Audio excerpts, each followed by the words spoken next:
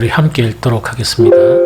내가 보니 바다에서 한 짐승이 나오는데 뿔이 열이요 머리가 일곱이라. 그 뿔에는 열 왕관이 있고 그 머리들에는 신성모독하는 이름들이 있더라. 내가 본 짐승은 표범과 비슷하고 그 발은 곰의 발 같고 그 입은 사자의 입 같은데 용이 자기의 능력과 보좌와 큰 권세를 그에게 주었더라. 그의 머리 하나가 상하여 죽게 된 것 같더니 그 죽게 되었던 상처가 나음에 온 땅이 놀랍게 여겨 짐승을 따르고 용이 짐승에게 권세를 주므로 용에게 경배하며 짐승에게 경배하여 이르되 누가 이 짐승과 같으냐 누가 능히 이와 더불어 싸우리요 하더라. 또 짐승이 가장되고 신성모독을 말하는 입을 받고 또 42달 동안 일할 권세를 받으니라. 짐승이 입을 벌려 하나님을 향하여 비방하되 그의 이름과 그의 장막 곧 하늘에 사는 자들을 비방하더라. 또 권세를 받아 성도들과 싸워 이기게 되고 각 족속과 백성과 방언과 나라를 다스리는 권세를 받으니 죽임을 당한 어린 양의 생명책에 창세 이후로 이름이 기록되지 못하고 이 땅에 사는 자들은 다 그 짐승에게 경배하리라. 누구든지 기가 있거든 들을지어다. 사로잡힐 자는 사로잡혀 갈 것이고 칼에 죽는 자는 마땅히 칼에 죽을 것이니 성도들의 인내와 믿음이 여기 있느니라. 내가 보매 또 다른 짐승이 땅에서 올라오니 어린 양같이 두 뿔이 있고 용처럼 말을 하더라.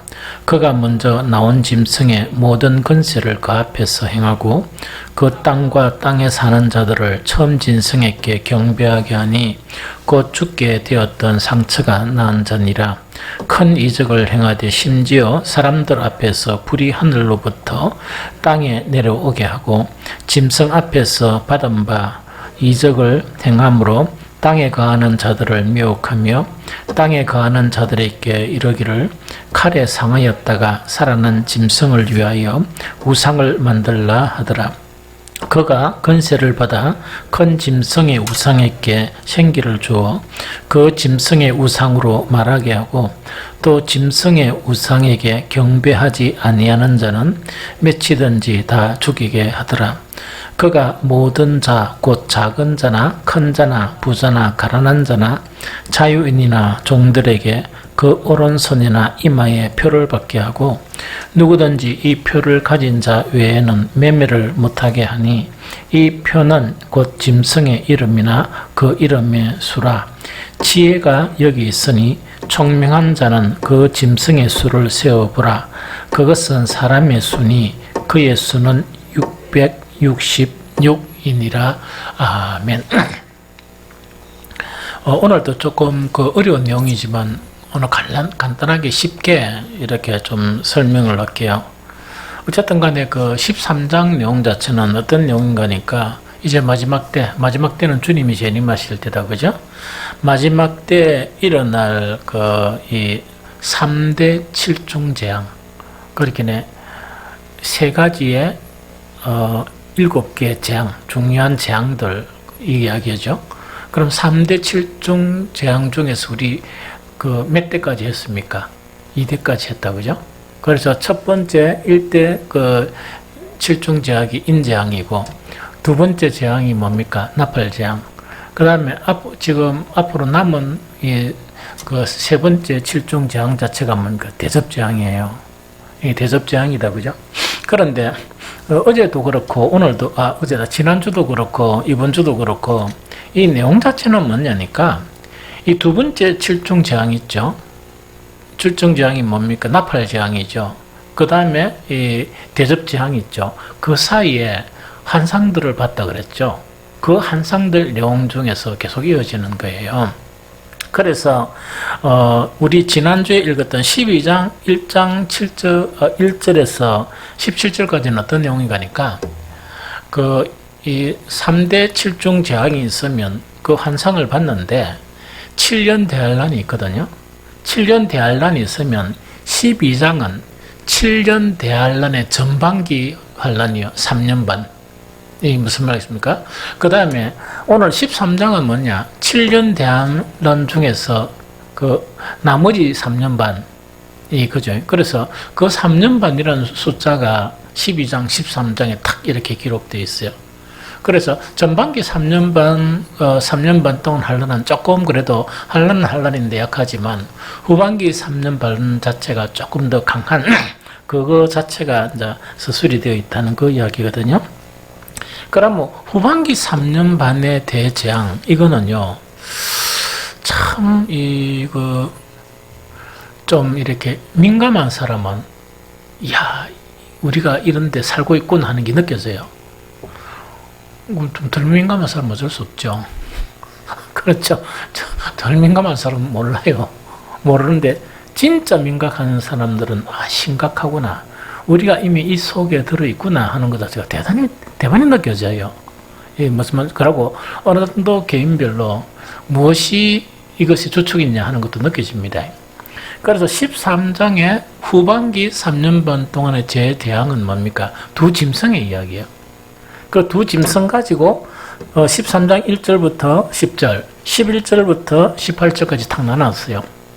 그래서 한 짐승은 어디서 온다고? 한 짐승은 어디입니까? 바다에서 짐승이 나와요. 바다에서 짐승이 나온다 그러면 바다에서 짐승이 나오고 한 짐승은 어디에 나옵니까? 땅에서 짐승이 올라와요. 이게 무슨 말이겠죠? 자, 그러면 요거를 하기 전에 지난주에 뭡니까? 지난주에 큰 싸움이 있었죠. 어디에 싸움이 있었습니까? 어디에서? 이 하늘에서 미가엘 이 사단과 이 사탄하고 싸움이 있었죠. 그러니까 누가 이깁니까? 누가 이겨요? 미가엘이 이기다 보니까 공중 권세를 다 놓쳐버려요. 공중 권세를 다 놓쳐버리다 보니까 이 마귀들이 어디로 내려옵니까?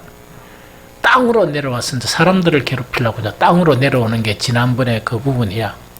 그러면 사탄이 땅으로 딱 내려와가지고 사탄이 직접 등장하는 게 아니고 두 짐승이 사탄의 권세, 그 사탄이 뭐예요? 용이었죠. 용의 모든 권능을 탁 입고 이 두 짐승이 이제 괴롭히는 거예요. 이 이제 3년 반 동안의 그런 한란을 가지고 이제 괴롭힙니다. 그런데 이 괴롭히는 한란 자체가 대단히 우리 신앙에서 아주 이 밀접한 그런 관계가 있는 그 내용이에요. 그런데 13장 1절부터 10절까지 바다에서 온 짐승 있죠.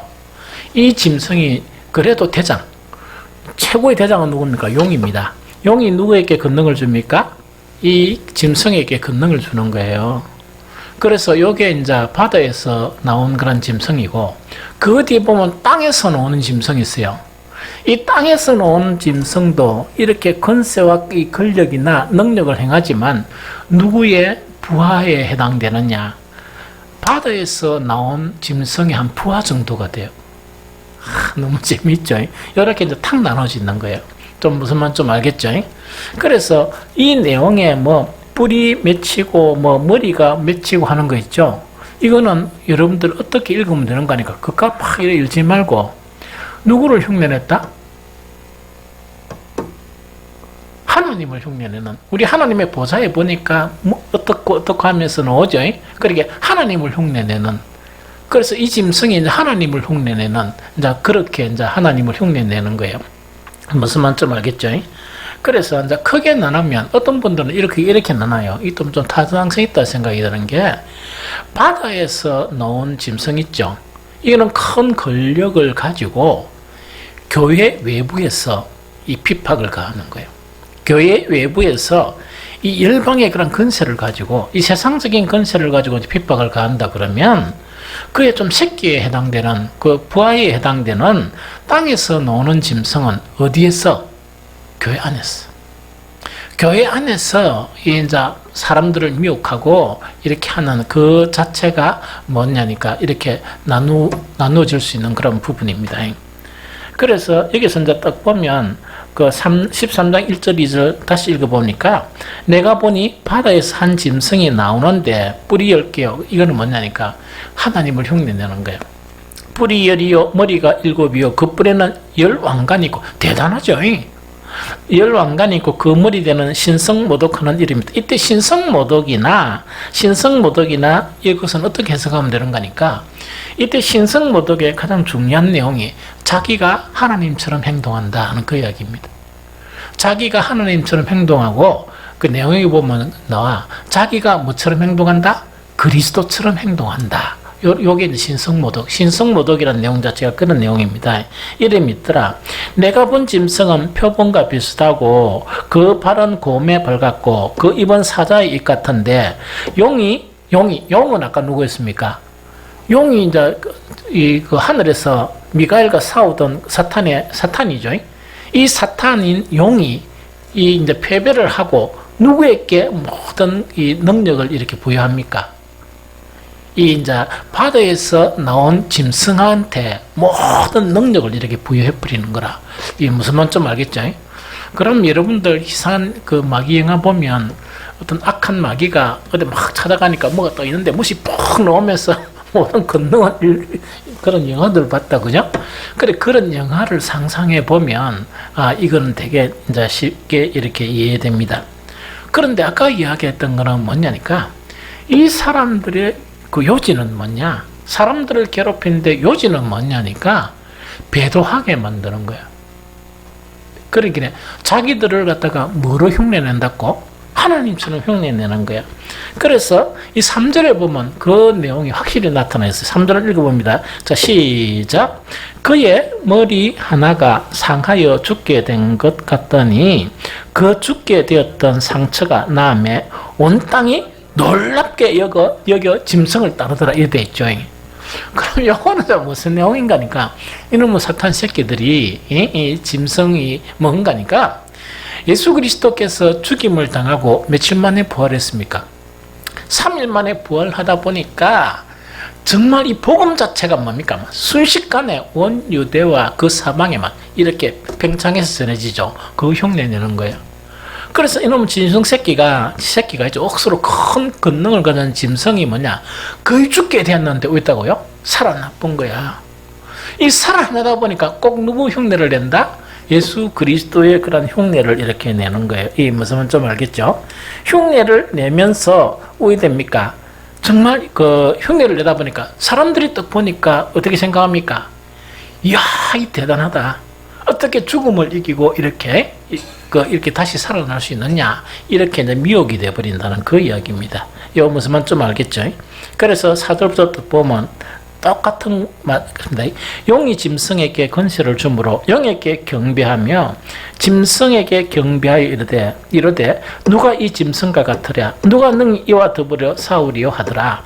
또 짐승이 가장되고 신성모독을 말하는, 이 신성모독이라는 것은 뭐라고 얘기합니까? 아까도 얘기했죠. 하나님처럼 자기가 그리스도처럼 이렇게 이제 보이게 하는 그걸 신성모독을 말하는 입을 받고 42달 동안 일할 권세를 받으니라. 아까 이야기했죠. 이 42달이 뭐라고? 후반기 3년 반을 이야기한다 하는 거예요. 그래서 7년 대환란 중에서 3년 반은 12장이 끝나고 이제 후반기 대환란이 3년 반이 13장에서 이렇게 이제 시작되는 그것을 이야기합니다. 이게 무슨 말 알겠죠?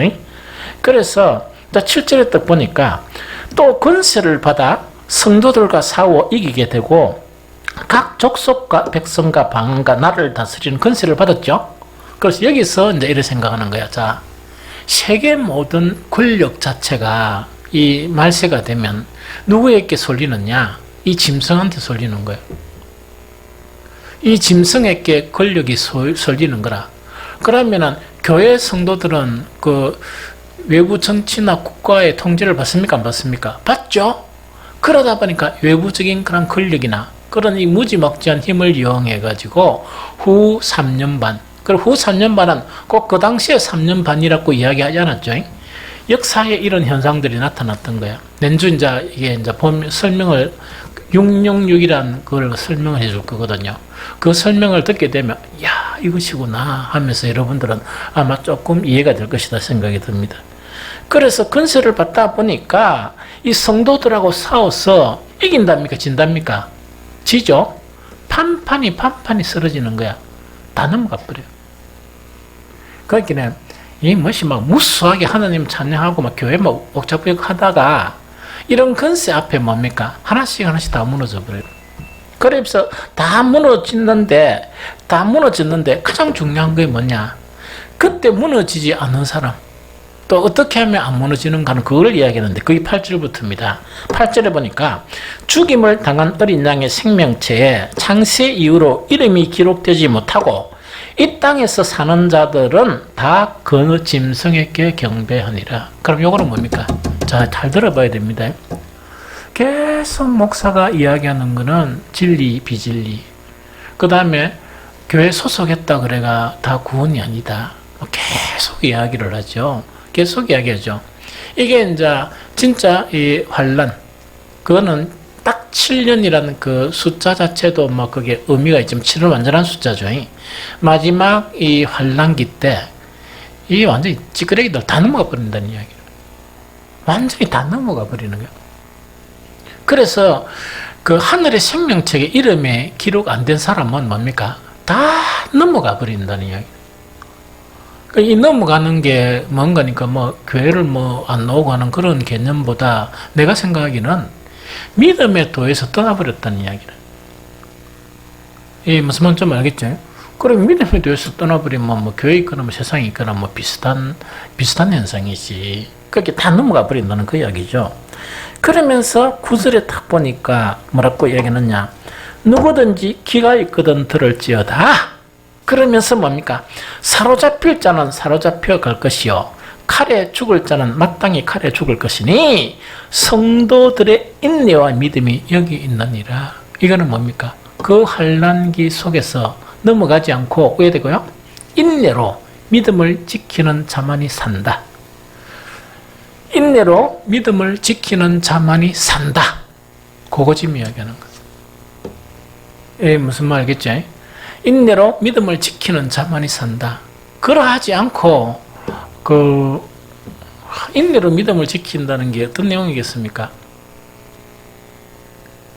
신앙에서 가장 기초적인 게 뭐예요? 복음, 즉 말씀이죠. 맞죠? 그 다음에 하나님과의 관계에서 복음 말씀하고 또 한 가지 중요한 게 뭡니까? 기도죠. 맞죠? 기도라 그러면 여러분들 이 바쁜 세상이란 건 세상에 누가 큰 이 세력이 있다는 거죠.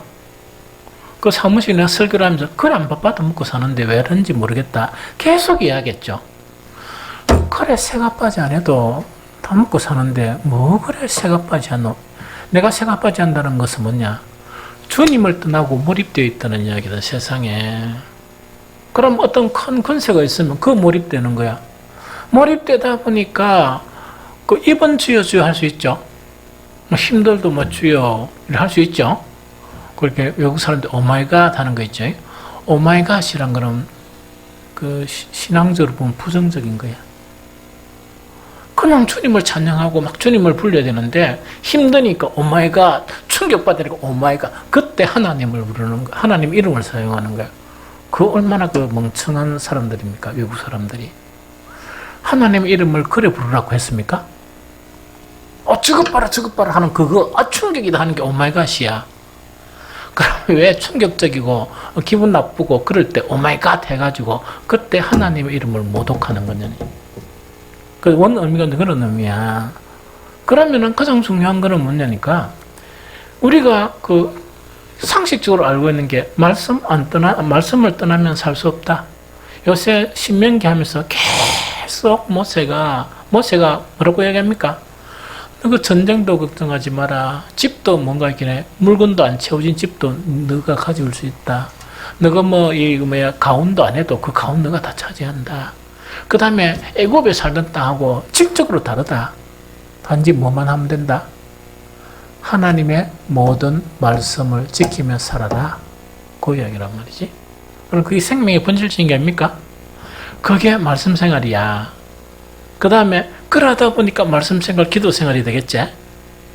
그러면 여러분들 기억을 한번 해봐요. 처음에 교회 다녔을 때 여러분들의 말씀 생활을 어떻게 했는지, 기도 생활을 어떻게 했는지, 지금 여러분들 그걸 다 버렸는지 안 버렸는지 생각해봐요. 내가 보니까 대한민국 그리스도인들 목사 포함해가 사모 다 마찬가지라. 장로 다 마찬가지란 말이에요. 4분의 3이 이미 버렸어. 즉 인내의 말씀을 버린 거야. 그러고 난 다음에 뭐만 가지고 사느냐? 입만 가지고 산단 말이에요. 주여 주여. 붕어가 끔뻑끔뻑하듯이 됩니까? 그렇게 다 타락이 되어버리는 거라. 그래, 그게 이제 배도를 이야기합니다. 세상이란 큰 권력 앞에서 다 팔아먹은 거야. 신앙을. 다 팔아먹었단 말이야. 그래서 요즘은 그래, 나는 이렇게 생각해. 요즘 장로들은, 요즘 목사들은 옛날 장로? 그래 생각 마음 편하고, 요즘 장로들은 옛날 안수집사. 그 다음에 요즘 안수집사들은 서리집사. 서리집사는 그냥 교회 오는 사람. 이렇게 딱 하면 편하다, 수준이. 그 정도 후퇴되어 버린 거예요. 그래서 핵심 자체가 누구를 떠났느냐? 하나님을 떠나서 사는 거야. 그러니까 한 번씩 보면 너무 이렇게 저 마음이 이렇게 아픈 거야. 그렇게 판판이 다 넘어가 버려, 세상에 대해서. 세상이 어떻게 되든 좌파가 잡든 우파가 잡든 우리는 누구를 잡아야 돼? 하나님을 잡아야 되는데, 아니 사람은 다 성향은 있단 말이야. 이런 성향 저런 성향은 사람들이 성향 그걸 누가 이야기해? 그러나 이런 성향이든 저런 성향이든 잡아야 될 분이 누구라고? 하나님만 잡아야지. 하나님만 잡아야지. 이 세상에 살다가 이랬다가 저랬다가 우리가 죽고 사는 거는 한 번 다 죽고 사는 건데, 영적인 생명은 잃어버리면 끝이야.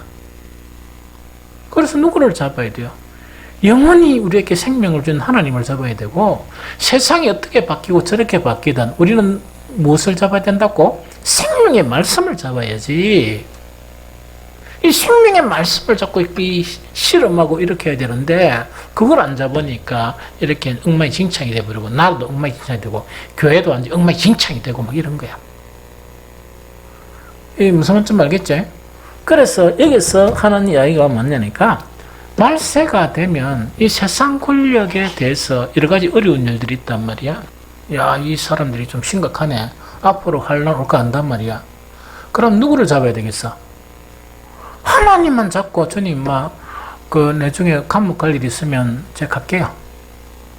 이래 하든지, 제가 어떤 일을 당하면 정말 믿음을 배반하지 않도록 해달라 하면서 하나님을 붙들고 살아야지, 말씀을 붙들고 살고. 그래서 하나님 안 붙들고 사는 거는 구약에 어떤 것 같은 거니까, 만약에 외침이 오면 뭐라고? 이 다른 권세들이 있죠? 이 다른 권세들을 붙들고 이래야 돼. 어떻게 목사라는 사람들이 하나님만 붙들고 데모하러 가가지고 미국 선조기 흔들고, 그 미국 대통령이 우리 살려주나? 하나님이 살려주지. 그러고 교회 안에서 있다니까 좌파법에 싸움이나 해서 우리 안에서 싸움하면 3개월 교회 출석 금지야.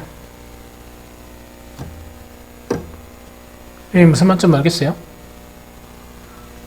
그렇게 세상이 돌아가고, 어떻게 정말 어떤 진리나 주님을 팔아먹고, 이 창피하게 어떤 세상적인 그런 부분을 붙들고 이거 하는 거나, 먹고 살기 위해서 하나님 잊어버리고 말씀 잊어버리고 기도하는 게 잊어버리고 그 매가 하는 거고 똑같은 이유야. 하나는 권력 잡는 거고 하나는 물질 잡는 거잖아. 어떻게 그렇게 살아? 그래서 그렇게 하지 마라 하는 게 이 이야기야, 말세. 이 무슨 말인지 좀 알겠죠? 그 다음 그 뒤에 보면 이제 요거보다 조금 더 이 부하에 해당되는 이 짐승이 어디에서 오느냐? 땅에서 올라와요. 11절에 보니까 내가 보면 또 다른 짐승이 어디에서 올라왔다? 땅에서 올라오니 어린 양같이 두 뿔이고. 이것도 누구를 흉내낸다? 예수님을 이야기하면서 무슨 예수님? 어린 양 예수죠. 이것도 어린 양의 뿔을 탁 하고 이게 나타나는 거야, 이 교회 안에서. 그러면 이 양반이 말씀을 사용한다 안 한다? 기도 두 자리. 대표기도 시험 청산유수라. 이 무슨 말인지 알게? 교회를 가지고 이렇게 이야기하면 여러분들은 쬐던데 한 방에 떨어져. 왜 그래? 이래가지고 얼마나 똑똑한 줄 알아?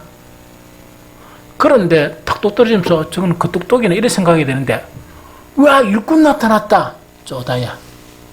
그걸 분별을 못 해가지고 그 분별력이 없단 말이야. 그런 길에 이놈의 마귀 새끼가 나타나가지고 어린 양이 뿔만 탁 보이면 할렐루야! 이렇게 잡고 있답니까? 이게 무슨 말인지 알겠죠? 그럼 왜 되는 거니까 그런 양반들은 특히 작은 교회에 이단 사상을 가진 친구들이나 좀 열심히 친구들이 또 오면 주여 감사합니다. 누가 왔는데? 마귀 새끼가 지금 와가지고 교회를 엉망진창하게 만들려고 하는데 그 정도 분별력이 없으면 그래 되는 거야. 이게 무슨 말인지 이해가 됩니까? 그러니까 그런 걸 볼 줄 알아야지. 그래서 이놈의 땅에서 놓은 짐승도 뭐를 하고 논다고? 어린 양같이 두 뿔을 탁 이래 달고 이래 놓는 거야. 이 무슨 말인지 좀 알겠죠? 이 두 뿔을 달고 오다 보니까 미혹이 됩니까? 미혹이 됩니까? 미혹이 되지. 그러면서 12절에 보니까 그가 먼저 나온 짐승의 모든 권세를 그 앞에서 행하고 땅과 땅에 사는 사들을 처음 짐승에게 경배하게 하니, 처음 짐승은 어떤 짐승입니까? 죽게 되었다가 살아난 그 짐승, 바다에서 나온 짐승을 경배하게 만드는 거예요. 그럼 요거는 아까 내가 쫄개락 하는 이야기 알겠죠? 무조건 사탄 숭배 사상을 가리키는 거야. 교회 안에서 사탄 숭배 사상은 뭐겠습니까? 복음과 말씀을 제끼놓고 신앙생활 하는 친구들이야?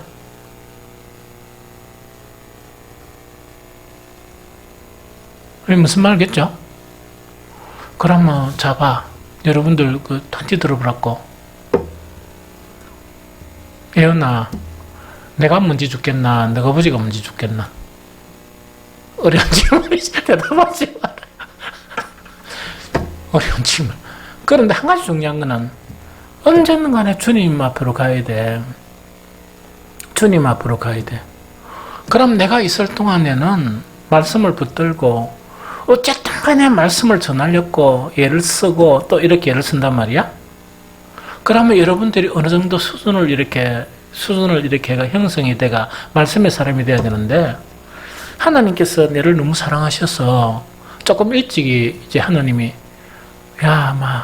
그 너무 힘드나 그러면서 그냥 참서 빨리 올라오나 하면 나 왜 하겠습니까? 아멘 주여 어서 오시옵소서. 어서 가겠습니다 이렇게 한단 말이야.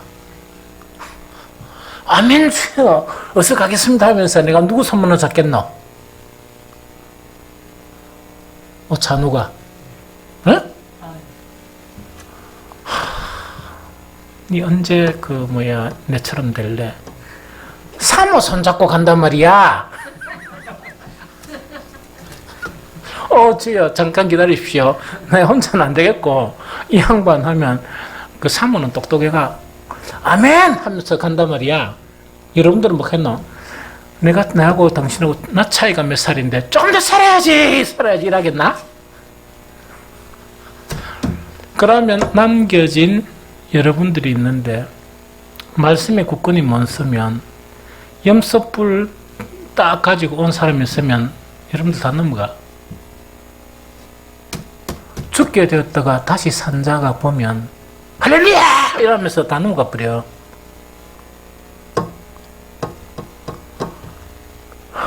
무슨 말인지 알겠습니까? 너무 심각한 거야, 사실은. 너무 심각한 거야. 그래서 이제 여기서 열어준단 말이야.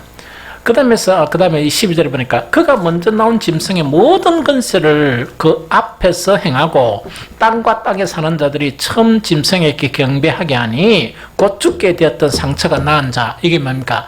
어디서 나온 짐승이라고? 바다에서 나온 짐승. 알겠죠? 큰 이적을 행하되 심지어 사람들 앞에서 불이 하늘로부터 땅에 내려오게 하고, 능력이 있는 거야. 능력도 있고 짐승 앞에서 받은 바 이적을 행함으로 땅에 거하는 자들을 미혹하며 땅에 거하는 자들에게 이르기를 칼에 상하였다가 살아난 짐승을 위하여 우상을 만들라 하더라. 우상 숭배. 그런데 찬우가 이 양반들이 우상을 만드는데 그냥 대답을 해와란 말이야. 눈에 보이는 우상을 만들겠나? 눈에 안 보이는 우상을 만들게 하겠나? 어? 그게 뭔데?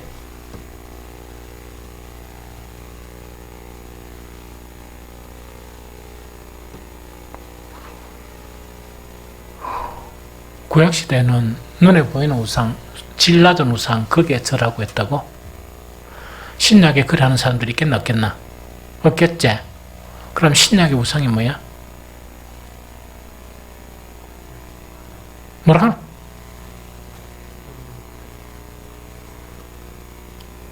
누나한테 물어볼까? 신약의 우상이 뭐야? 좀 비슷하다. 사촌. 탐욕이야, 탐욕.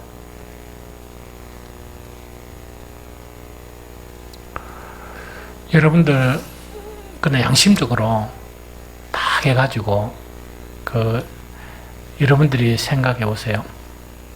우리 교인들 인원은 안 많지만, 탐욕으로부터 자유로운 사람이 몇 명 되겠나? 우리 땅에 전체 기독교인들이 있는데 탐욕과 욕심으로부터 자유로운 사람이 몇 명이 있겠어? 탐심이 우상숭배예요. 그런데 자꾸 이렇게 내면적으로 뭐냐니까 탐심이 우상숭배라는 진리의 말씀 자체를 이렇게 희미하게 만들어버리는 거예요. 희미하게 만들면서 뭐냐니까 만약에 계속적으로 돈이 많은 사람들은 복받은 사람이다. 권력을 가진 사람들은 복받은 이런 식으로 계속 은연중에 이렇게 해버리면 뭐가 되겠나? 그게 우상숭배야. 이미 대한민국에 있는 많은 그리스도인들은 거기다 미혹이 됐습니다.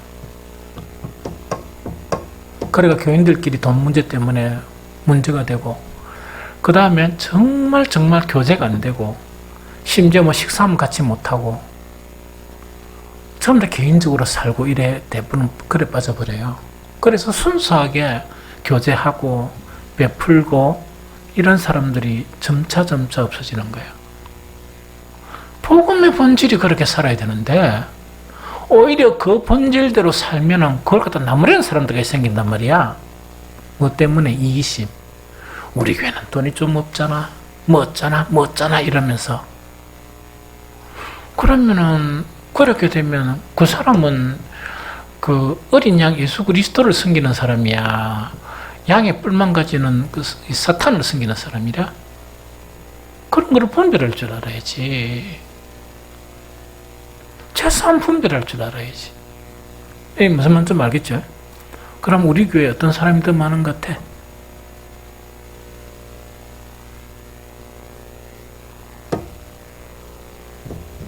그래서 우리 교회는 정말 그래도 그런 일은 잘합니다. 잘하니까 하나님 앞에니까 안 부끄러우려고. 물론 우리 교회가 넉넉한 건 아니지만 정말 가난한 교회나 이래 보면 최선을 다합니다. 여러분들이 어떻게 생각했던 가는 관계없이. 왜? 복음에서 그래 가르치니까. 복음에서 가르치니까 목사는 해야지. 무슨 말 알겠죠? 그래야 여러분들도 빛과 소금 교회라는 안에 속하지. 자관권 그런 부분이라는 그 이야기죠. 그 다음에 그 뒤에 보니까 그럼 우리가 좀 잘하니까 여러분들 좀 착하고 그러니까 심각하게 생각하지 말고 말세에 이런 일들이 있다. 그래서 경계를 하라 하는 그 이야기입니다. 그 다음에 이제 우상을 만들려고 이제 15절 보니까 그가 근세를 받아 그 짐승의 우상에게 생기를 주어 그 짐승의 우상으로 말하게 하고 또 짐승의 우상에게 경배하지 않은 자는 몇이든지 다 죽이게 하더라 하는 그 이야기죠.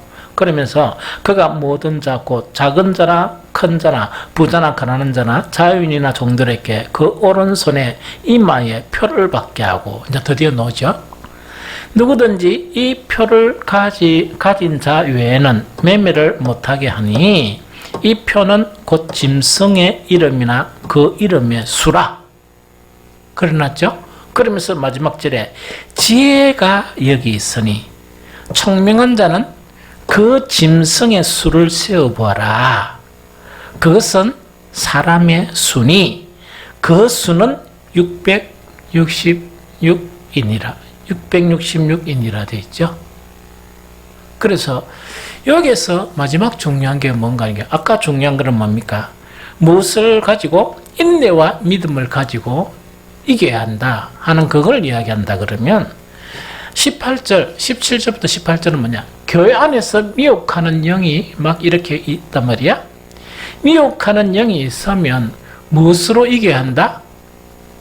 지혜로 이겨야 한다. 지난 주일날 찬우가 설교 제목이 뭐였더라? 응? 아이고. 오늘 머리 캐고, 그럼 그 이작보다 괜찮아. 그게 분별력이었죠. 참된 분별력은 세상 관원의 지혜입니까? 하나님신 지혜입니까? 하나님신 지혜죠. 그래서 여기서는 간단히 아까 뭐라고? 이 죽게 되었다가 3일 만에 살아났다. 안 그러면 염소의 그런 뿔 이렇게 이제 이거는 상징적입니까? 딱 그대로를 이야기합니까? 상징적이야. 그러면 모든 미혹하는 영이 밖에서는 권력으로 교회를 핍박을 하고 안에서는 뭐냐니까 미혹하는 것으로 이 복음으로부터 우리를 멀리 만들게 만든단 말이에요. 그러면은 그런 현상들이 있으면 하나는 그 인내하고 견뎌야 되고 하나는 뭔가니까 분별을 할 줄 알아야 된다. 분별을 할 줄 알아야 정말 인간의 수, 즉 사람의 수인 666을 알 수 있다는 거예요. 여기입니다. 무슨 말인지 좀 알겠죠? 그런데 666 하니까 여러분들 뭐 6세개만 있는 그것만 찾아가지고는 맹탕 다 넘어가 봅니다. 이 의미를 모르면 666이라는 의미를 모르면 다 넘어가 버리는 거야.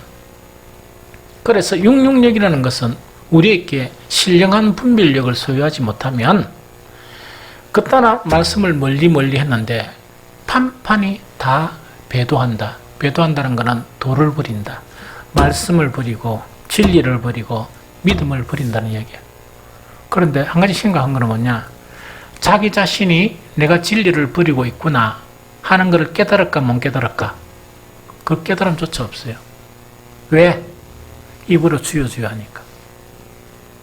입으로 주여 주여 하니까 주여 주여 이러니까 나는 주님하고 늘 함께 있는 걸로 생각한단 말이에요.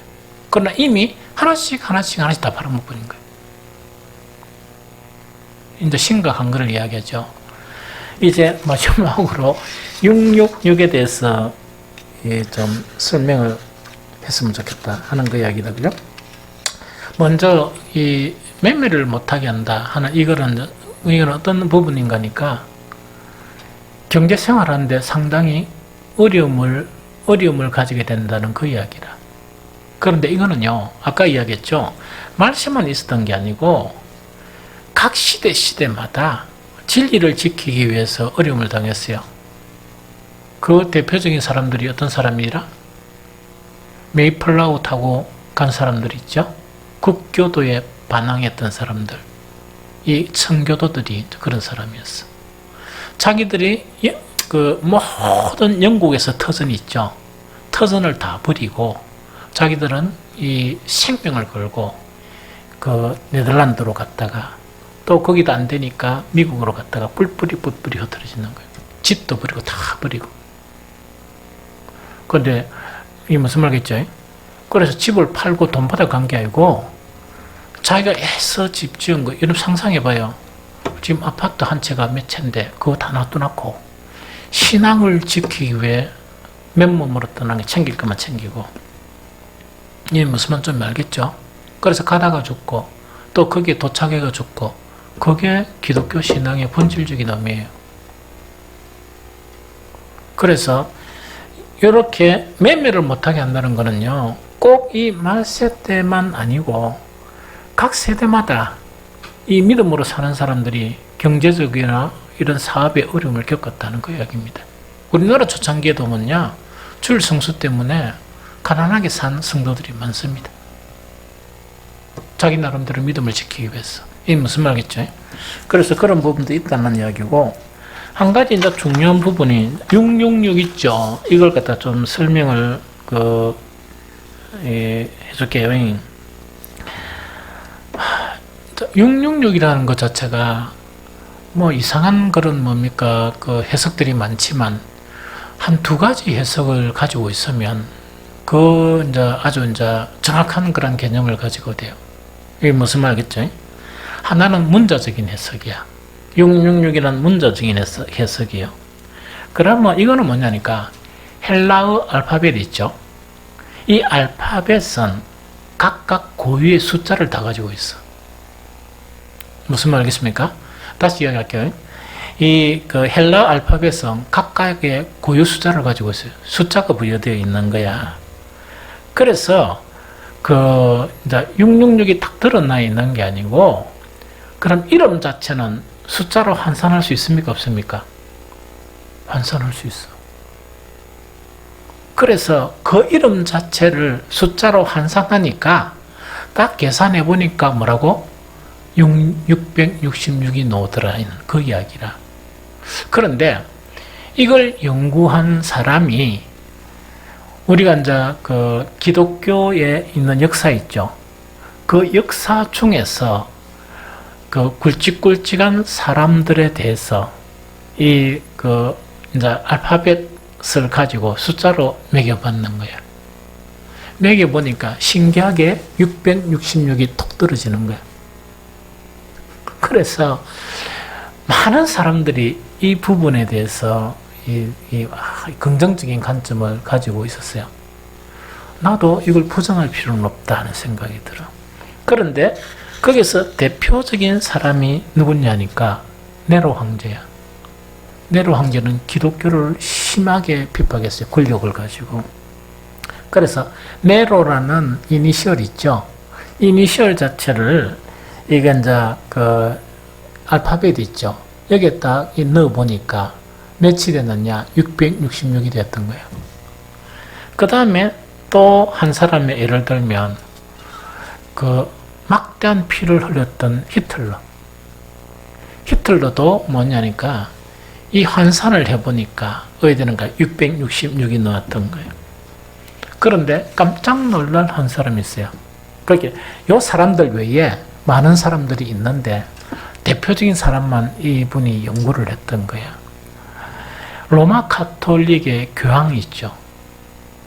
그래서 이렇게 그 교황하면은 기독교가 이 로마 국교가 되면서 이 교황 같으면 뭡니까?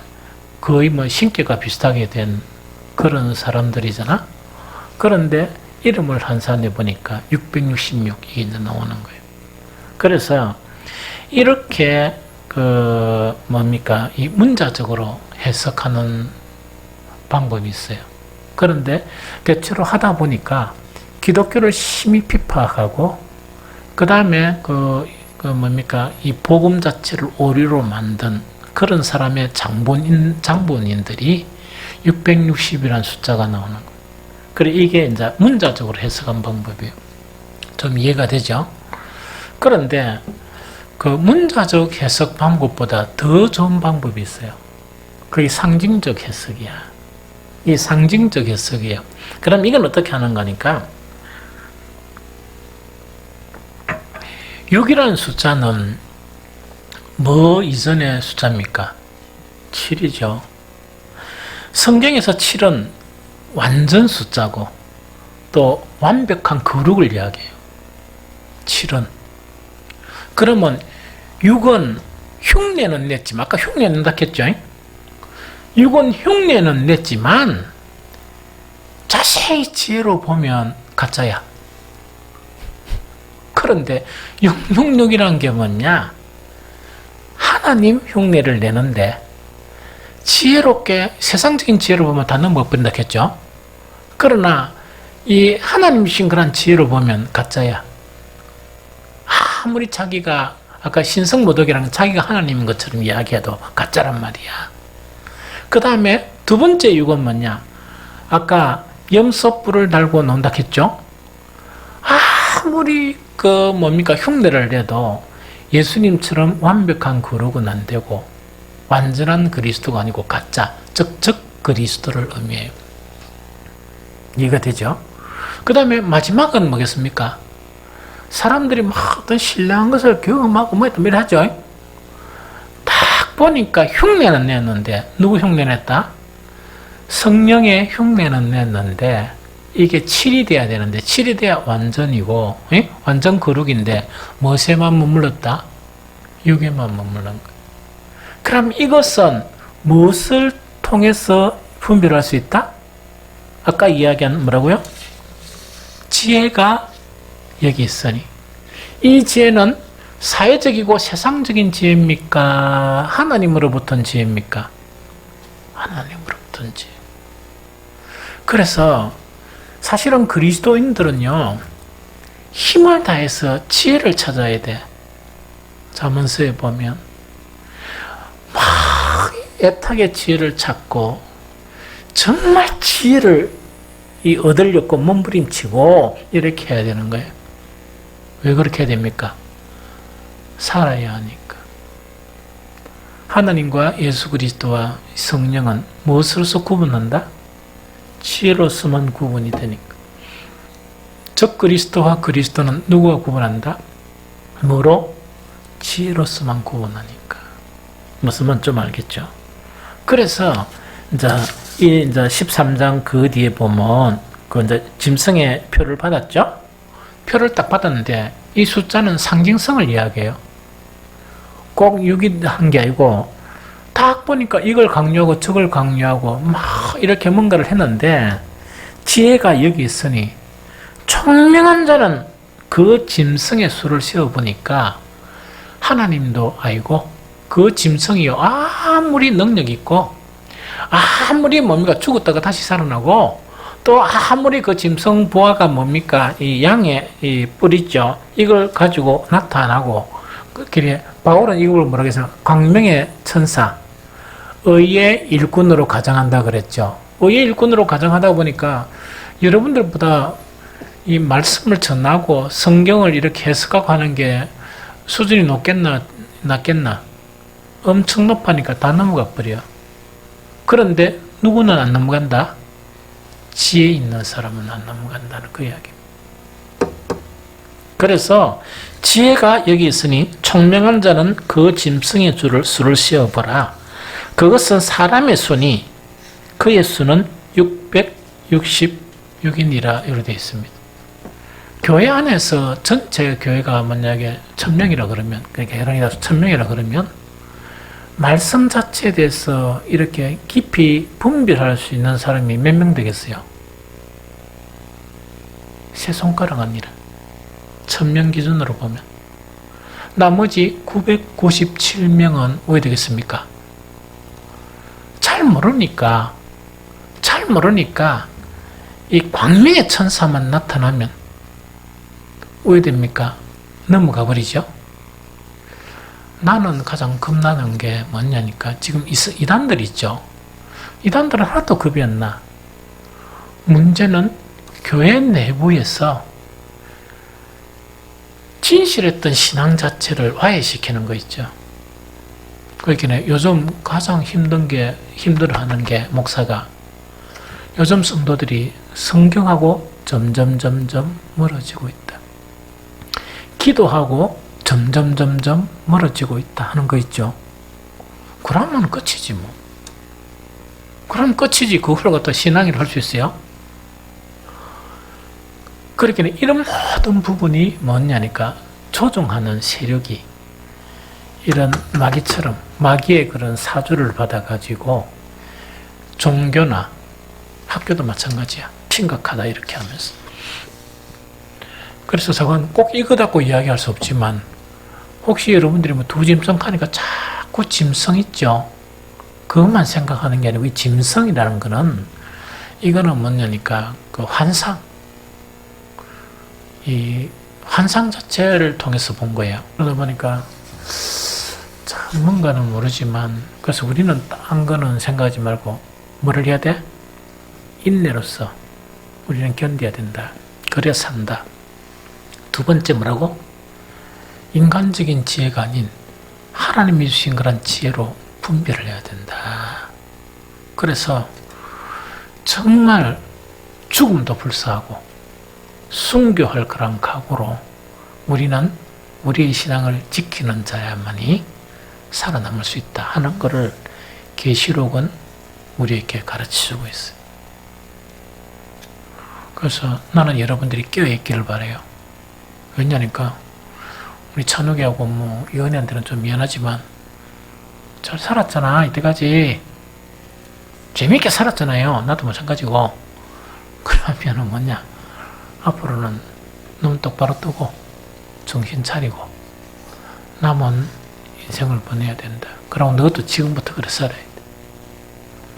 그래야 말세에 견딜 수 있고 승리할 수 있다 하는 그 부분을 가르칩니다.